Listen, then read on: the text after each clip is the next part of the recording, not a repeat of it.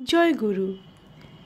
চলছে সৎসঙ্গ কেন্দ্র টুনিঘাটা শ্রীমন্দির নির্মাণের কর্মীদের কর্মযজ্ঞ।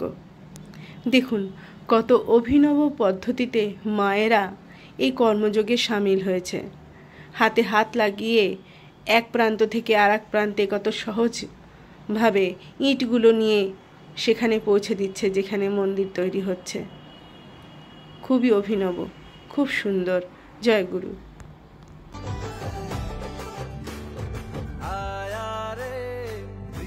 परम दयारा आया रे प्रिय परम दयारा। आज जगमग दुनिया सारा, आज जगमग दुनिया सारा, हर जीवन प्रकाशित करने